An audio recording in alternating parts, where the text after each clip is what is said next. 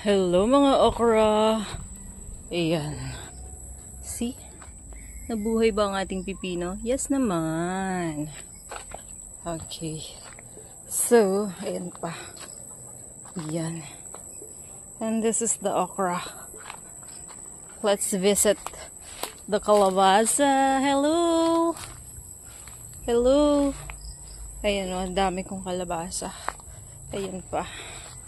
Nagkamali nga ako kasi masyadong dikit-dikit sila. So, pagapangin natin. Tanggalin natin to. Ayan. Ayan. So, bigyan natin siya ng chance na gumapang-gapang na. Ay, wait.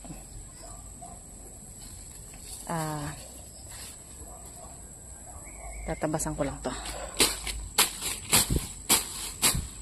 And what if nataga ko yung kalabasa? Di naman. Bigyan ko lang sila ng daan. Mahirap na kasi itong linisin kapag ayan o. Ay, nako. Okay, so bigyan na natin siya ng karapatan. Bigyan na natin siya ng karapatan. Ayan. Bigyan na natin siya ng karapatang gumapang.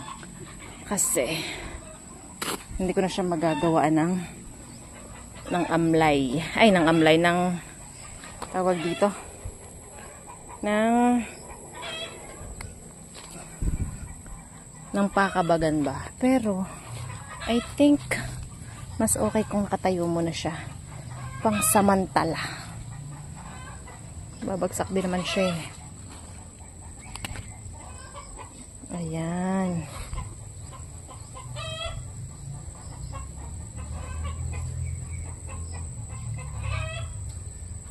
O, diba? Ang perfect. Ang perfect ng kalabasa natin. Ayan.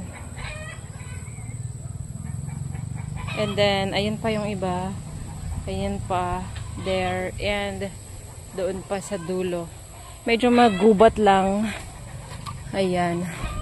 So, eto yung mga kalamismis. Ayan, nilinis ko siya. Yung mga kalamismis para ayan. Tinutuka kasi ng mga manok dye. So, nilinis ko siya. Para naman, kita ko yung nabuhay ba. Pero so far, lahat naman nabuhay. Yun nga lang, tinuka ng manok. Anyway. Ayan pa yung kalabasa. And, meron ditong medyo napuril eh. Eto. Hello. Okay ka lang dyan. And that one. But I guess, buhay naman silang lahat. That's more important. O, diba? Ang perfect talaga yung nasa gitna na yun. O, diba? Yung kulungan ng ano. Anyway, etong part na to ay lilinisin ko. Yan, nakikita nyo ba yan? Lilinisin ko yan kasi dyan ko ilalagay yung upod dyan. Wala na akong paglagyan. So, dito na lang. Siguro doon na yung mais. Sige, hanggat may masasaksakan tayo. Anyway, yun lang. Bye-bye. Ito nga pala yung mga punla kong mustasa. O, diba? O, mustasa yarn. Huwag kang ano. And then, ay, ito yung mga mais. So far, tumutubo na yung iba. Ba't dyan ko nilagay? Pero wala, kasi tinutuka ng manok. Ayan. So, siguro ililipat ko na sila. Ito, pwede na to. Ayan. O, diba? Meron tayong 2, 4, 6, 8, 9. 9 na piraso. Oh my God. 9 na piraso, 50 pieces dapat yan. So, nasa na yung 40 pieces? Kasi itong isang plat na to is, hindi, mustasa lang yan, naligaw lang yan eh. Tawag dito. Itong buo na to, itong seedling tray na to is 50 ang butas niyan. So, lahat yan may mais. So far, ito may isa pang possible. So far, 10. So, isang plastic lang ang nabuhay. So, anong ginawa ng 4 na plastic dyan? Kasi per plastic is 8 pesos tapos 10 pieces. So, nasa na yung 40 bugok. Tapos yung okra ko and then yung eggplant, dito siya. Walang nabuhay mga day. But anyway, ayan oh, wala. So, ito yung sili. Sayang, chili green pa naman siya. Ito yung gusto ko eh. Hindi siya nabuhay. Dito siya. 10 pieces din yan.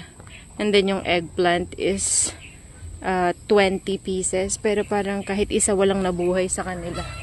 Ayan, oh. Anyway, okay lang. At least, diba, nabuhay yung mustasa natin. Lahat sila nabuhay. And 8 pesos lang. Kasama siya ng pipino. And then yung upo. Siguro bukas ko na ililipat yung upo kapag natabasan ko na.